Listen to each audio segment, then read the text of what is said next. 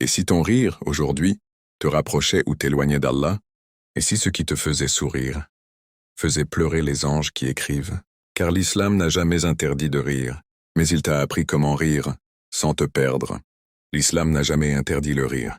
Il l'a encadré, car le rire peut guérir, mais il peut aussi blesser, il peut rapprocher les âmes ou les faire tomber. Cette vidéo est pour ceux qui veulent rire sans se perdre, car même le prophète plaisantait, mais avec sagesse. Il n'était pas froid, il plaisantait avec ses compagnons, mais sans jamais mentir, moquer ou rabaisser. Anas dit, « Il plaisantait avec nous, mais ne disait que la vérité. » Une vieille femme lui demande, « Est-ce que j'entrerai au paradis ?» Il lui répond, « Aucune vieille femme n'y entrera. » Elle s'attriste.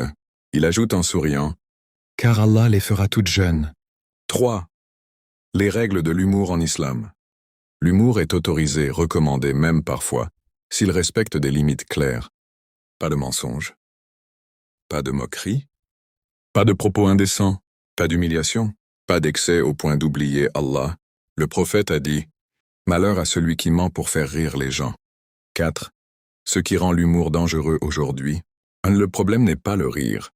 C'est quand il devient une habitude vide de sens, un moyen de se moquer des croyants, une manière de rendre le péché drôle, un outil pour se moquer du sacré. Et là, le rire peut devenir une chute. 5. Le rire qui détruit la foi, kufr. Allah dit, « Est-ce d'Allah, de ses versets et de son messager que vous vous moquiez? Vous avez certes mécru après votre foi. » Ibn al-Arabi al-Malika, se moquer même en plaisantant d'un verset ou d'une prescription religieuse, c'est une apostasie. 6. Un rire qui ne fait pas oublier Allah. Abd al-Barr, il n'y a aucun mal à plaisanter, tant que cela reste dans la vérité sans blesser ni tourner en dérision la religion.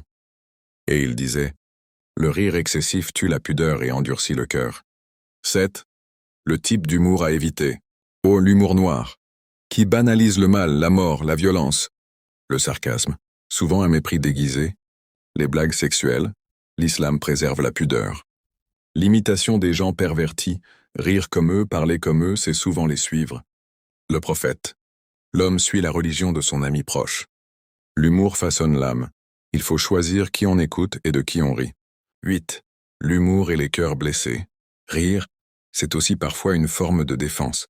Mais il ne doit pas devenir une fuite du sérieux. Certains rient pour ne pas pleurer, mais Allah aime le cœur qui sait revenir à lui, même s'il pleure en secret. 9. 7 règles pour un humour sain. Elle dit la vérité même en plaisantant. Ne ris pas aux dépens des autres, sous. Ne moque jamais un croyant. Ne tourne pas la religion en dérision. Évite les vulgarités, même drôles. Garde un cœur attentif à ce qu'Allah aime. Conclusion. L'humour n'est pas un ennemi de la foi. Mais l'humour sans conscience peut détruire. Ris avec douceur. Évite de rire au détriment des autres. Ne plaisante jamais avec le dun. Et souviens-toi, ton rire ne doit pas faire pleurer les anges qui écrivent.